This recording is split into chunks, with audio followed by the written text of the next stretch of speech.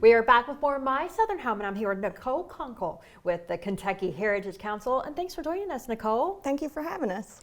So you work with site preservation. I do.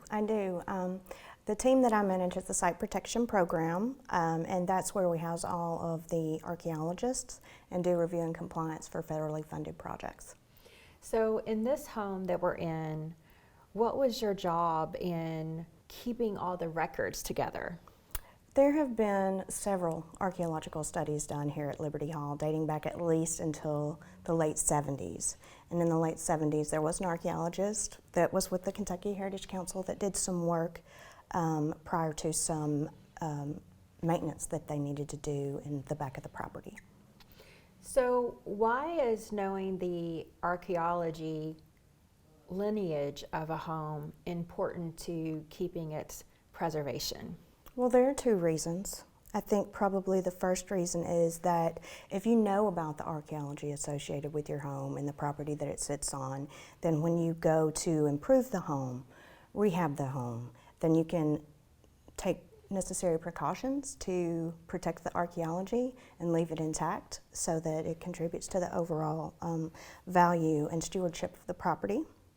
But then there's also, especially here at Liberty Hall, you can tell the more holistic use of the property, because you will hear often about the Orlando Brown family, but this property has been used throughout history, so they're just one of the many families that that have used it. There have been people here since prehistory, and it also would tell, if we were to look at the archaeology of it, the history of the enslaved that helped build this home. So you can just get a holistic picture with archaeology that you don't always get when you get a snapshot in time for the home. You know, it's just so interesting to me to have these conversations with you, Nicole, because I believe every home has a story, and the older the home, obviously, the more stories the home has to tell. And unless you dive deep, you don't know what those stories are, and then they get lost in time. That's true, and we can help a lot archaeologically because we don't have to depend on the written record always. We can look at the stratigraphy of a property, and we can just look at it in reverse chronology through time.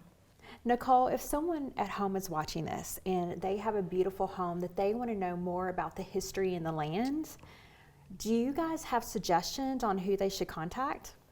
We have a list of consultants that we maintain at our office, and we can provide that to people if they are interested in learning more about the archaeology of their property.